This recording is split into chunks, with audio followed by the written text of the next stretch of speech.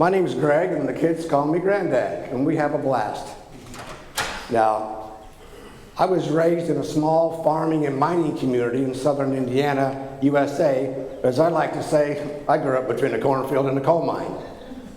Now imagine it's 1965, and I'm 9 years old. And we had chores on the farm. We had to work, we had to do things, and then we spent a lot of time with Grandma. Now we called my grandmother Mim. I don't know why, we just called her Mim. But she was a very inspirational part of our lives growing up when you're 9 years old. And Mim taught us the basic principles of love, and we didn't know it at that time. We had my little brother, we had my cousins, we had a few kids, and we rode our bikes, and Mim listened to us. Mim observed us all the time. That's O. Mim valued us, and Mim encouraged us. And I want to tell you how she did that. You know, when you're a kid, do you listen to what people have to say? You know, Mim would always get down there and listen to us because she wanted to talk, she wanted to listen to us and not at us. So many times people just listen at us, you know. But especially kids, they want to know that we're paying attention. So Mim listened to us. She wanted to know what we had to say. She wanted to know how our day was, what we were doing. Okay? Now, do we listen to each other? Do we listen to people? Do we walk out the door and talk to people and actually value what they say and want to know what they have to say? Do we know how to listen? Okay, how about self-civility? Do we listen to ourselves? You know, there's a voice going on in your head all the time that's telling you you either can or you can't.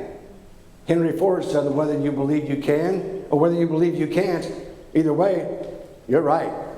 There's that voice in your head but are you listening to it? Are you listening to that voice? The Mim observed us. Now that takes a lot of work when you're a little kid on a farm. You know, we had a fish pond we wanted to get in because we wanted to see, you know, we thought that fish pond was a mile deep. We found out, my little brother found out it was about 2 feet deep. So, you know, the neighbors have a chicken house. So they didn't want us in the chicken house. When you grow up in the 60s, your parents and your grandparents had a coal-burning furnace. And that coal bin looks like a slide. Not that I know that, but you know, you can imagine. So she was always observing us, you know, making sure that we were safe.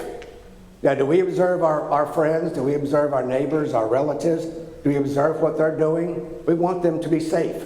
Want them to be safe. Now, do we observe ourselves? Do we pay attention to what we're doing? You know, I think a lot of I'm not a psychologist, but I think a lot of addictions, if people would observe their self, what am I doing? What am I doing to myself? And that comes with listening also. Now, Mim valued us. She wanted us to grow up to be good, productive citizens.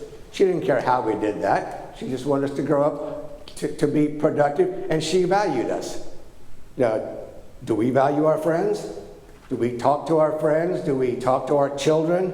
Or do we talk at them? There's a lot of difference between talking to someone and talking at someone.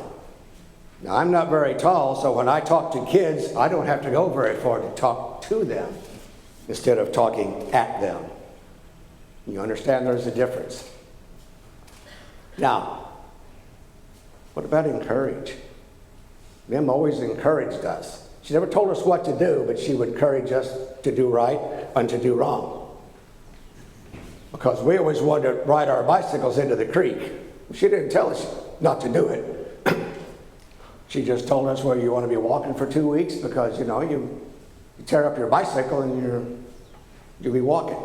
So she didn't tell us not to do it. She just told us, she encourages us to take other opportunities, other avenues. Now, do we encourage our kids? Do we actually pay attention to our children? I deal with children. Do we encourage ourselves? It goes back to that little voice in your head. You know, do we encourage our neighbors? Bruce Lee said if everyone would help their neighbor, then no one would be without help. Isn't that pretty dynamic? You take your circle, and then you take someone else's circle, and you take someone else's circle. If we would all help each other, Encouragement, just think what we can do that maybe we're not doing today. Now, she loved us. She listened to us. She observed us. She valued us, and she encouraged us. Are we doing that today to our friends, our relatives, our colleagues? Are we just going through the motions? I believe if we would start listening to people, start helping people out. Now, like I said, I grew up on a farm. And a farm community's livelihood likened to a great crop, a great harvest. Now, raising strong, powerful children is like raising a good crop. Frederick Douglass said it's easier to build strong children than to repair broken men. Wow. It's easier to build strong children than to repair broken men. That goes with planting a good seed, tilling the soil, planting a good seed, fertilizing the soil, praying for rain. You start from the ground up. You build a good seed. You take care of your children. You listen to them. You observe them. You value them. You encourage them to go to the next level. Now, we didn't have cell phones. We didn't have all that back then. If you wanted to go somewhere, you rode your bicycle. If you wanted to eat, you went to grandma's house or you went to your house for supper. There wasn't anything like that back in my day. But now, have you noticed all these principles go together? I just said the same thing in all 4 principles. Listen, observe, value, and encourage. It all meshes together. So why can't we all mesh together and be the world that we need to see? Why can't we do those things? Because I just said, why can't we? And we shouldn't say that. We should say, how can I do that? How can I do that and make that a positive experience? Because your subconscious mind's going to do it's going to give you the answer that you asked for. You say, why can't I do that? Your subconscious mind's going to find all these ways why you can't do it. Okay. How can I do that? How can I do that and make it a positive experience? Now, I've been in the martial arts forever. Since I was a little kid. Now I'm just a little guy. But you see that come and go through the martial arts. It's a lifelong journey. Just like love. Love's a lifelong journey. Do you love yourself? Do you love each other? Do you take care of people? The focus is taking care of ourselves first. Self-stability. If you don't love yourself, you're not going to care much for everybody else. Well, I don't think much of this, and I don't like that guy, and I don't think, well, you're talking about yourself. You might as well look in the mirror.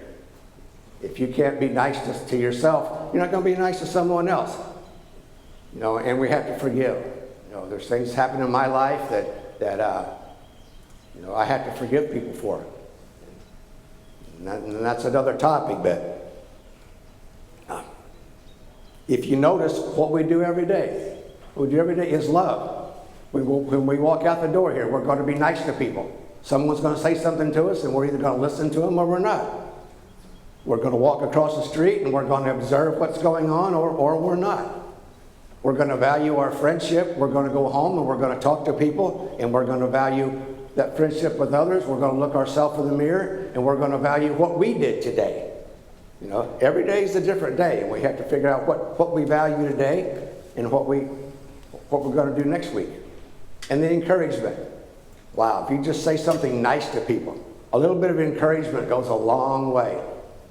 My granddaughter had a friend, and he had a pair of shoes, and I don't think people said much nice to him.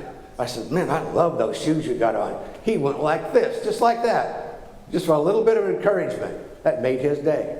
That made his day, just because I commented on the shoes he had on. You never know what somebody's going through or the day they're having, that you can't listen to them. You can't observe them. You can't value what they say to you. And you can't encourage them to do something nice today. Now, my question to you is, who do you love? Thank you. Thank you.